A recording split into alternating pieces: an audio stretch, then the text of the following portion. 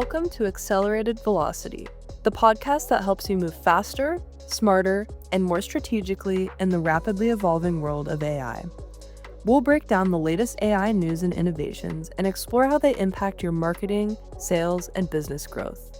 We'll dive into practical use cases, unpack new tools, and cut through the noise so you and your team can adapt with confidence. I'm Grace Matthews, Director of Content at Inbound AV, a business development agency and HubSpot solutions partner dedicated to driving sustainable business growth. Each week, I'll be here with Peter Malik, our CEO and founder. Join us as we make sense of what's changing and what to do about it. Hi, Peter. How you doing? I'm doing great, Grace. What's going on? Not much. I'm ready to jump into episode 21 of Accelerated Velocity. All right. Let's do it. Let's do it. So we're going to be looking at a little bit of a different topic today. Another shift that, Peter and we've talked a lot about this shift that AI seems to be driving.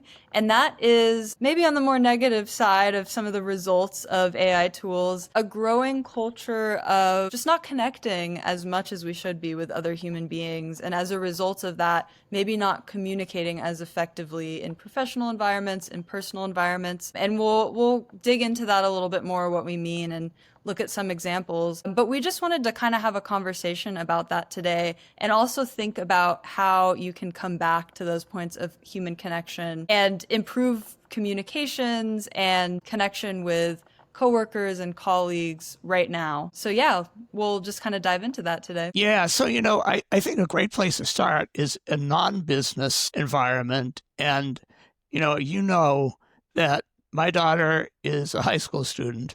And she was actually telling us just a couple days ago that her classmates are not asking teachers questions.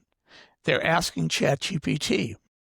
And that really is a perfect example. And it obviously spills over to business, which is what this conversation is about. But just the repercussions of that can really be significant because the teacher is going to have a less idea, a more fuzzy idea of what the student's about, what their issues are. And that I can't see it doing anything but impacting education in a negative way. And it extends to our business and everybody else's business. Yeah, absolutely. And I'll say, I feel like I personally haven't experienced that in the work environment at Inbound AV because I think we're a pretty communicative, connected team. But I do think that this is something a lot of people are feeling. And maybe you, if you're listening, have experienced some form of this in a professional setting. And I also want to say that feeling of being like, oh my God, I have so much work to do and I'm on a time crunch.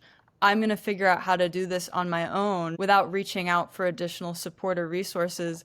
That's natural. I don't think there's any reason to feel bad about that. But I think it's a good reminder, your example is a good reminder, Peter, of maybe pushing through that discomfort sometimes and actually reaching out for help and support, especially when you're on a team working on a project, because normally that's when you get the best results. And AI can enhance that, but it's not going to solve it. Yeah, and really, in a way, it's not surprising because of human nature, because it's a risk to say that you need help to a human being. There's no risk involved in asking ChatGPT for help. And consequently, it just really makes it kind of an easy thing to understand why it's happening. But, along with why it's happening, more important is what are the results and what are the potential positive results? What are the potential negative results? I'll start with a positive result. And that is that this new technology, and it's called in-person events, is booming. People are wanting to attend more in-person events where they're actually going to talk to other human beings. And so I find that, first of all, just fascinating. We learn over and over again with these innovations, also things that we as humans, even though they might have been innovated out of that, but we still want to do it.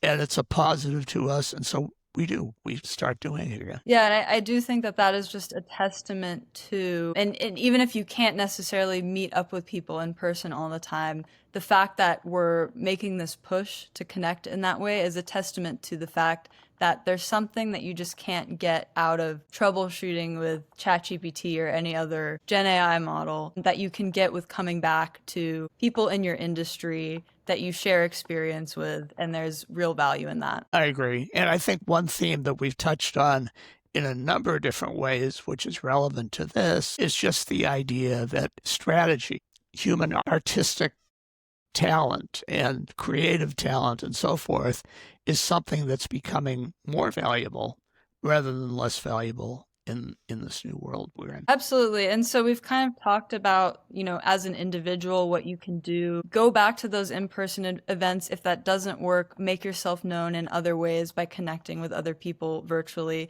But also, I think there are ways that organizations internally can kind of come back to these values. I think one thing is, whether you're a remote or an in-person team, implementing team exploration sessions where people are getting together, even maybe exploring AI while connecting, can be a way to just get everybody together and sharing their ideas and their experiences. And you can apply this to other topics as well. Apply this to various aspects of organizational expansion, or just implementing sessions for people to kind of explore and talk through challenges that are going on with projects. Yeah, no, I totally agree. And I think, one of the things we talked about at first with this whole dynamic about the value of being human is when Facebook announced that, like, hey, we can create the perfect ad for you through AI, which I don't think is very true at the moment, but for argument's sake, let's say it is true.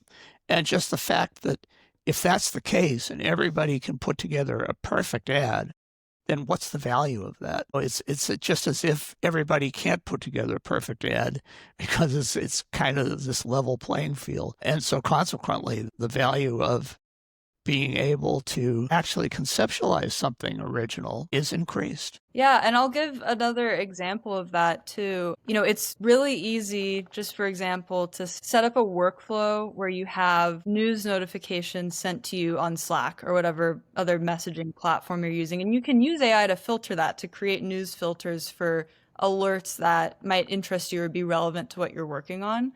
And that's valuable. That saves us time. That makes sure that we're getting information that we need. But at the same time, we at Inbound AV have a Slack channel where the entire team shares articles and news related to our industry that is interesting various team members. And I still find value in that, even though I could set up an AI filter to do a quote unquote similar thing.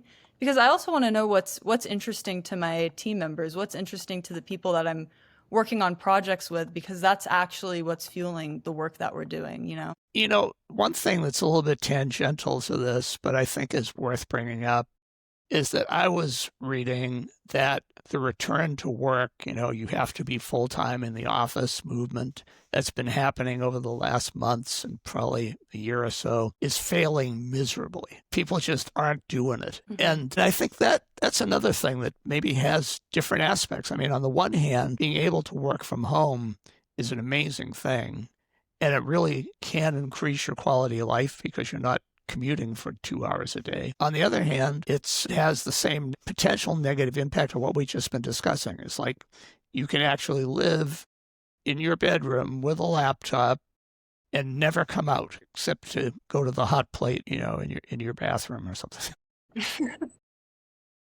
You get the point. Yeah, I think that, it's interesting too, because like we at Inbound AV, we're 100% remote, and there are many benefits of that. But I think what I hear you speaking to also is, like, along with this growing culture of disconnection, there's also like an undercurrent of avoidance that is very palpable in a lot of different situations. Just like the example that you led with about students not wanting to ask their teachers for guidance. I really think that this creates an opportunity for the individuals and leaders and businesses who are willing to face challenges head on with an honest approach. I think those are the groups and the people who are going to succeed in the end, especially right now, because that's what's going to help you stand out. And I think it's becoming an increasingly important asset. And another way I can see this working with client services, especially if you're, a larger organization handling a lot of different projects, is thinking about the value, the increased value right now of something like a monthly or a weekly newsletter for your clients that's written from that first person's perspective, that's talking about real things that are going on. And that's always a valuable thing to do.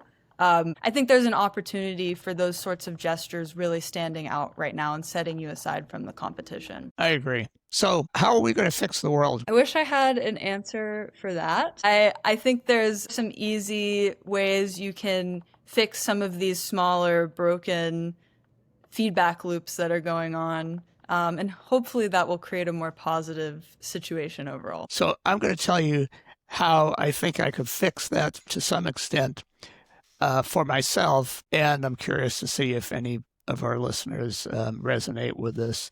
And that is that if I were to get a directive that, okay, stand up from your desk, go outside and rock around the block, that would improve my quality of life. I mean, it's so easy. I spend, maybe sometimes 5-6 hours a day on Zoom calls.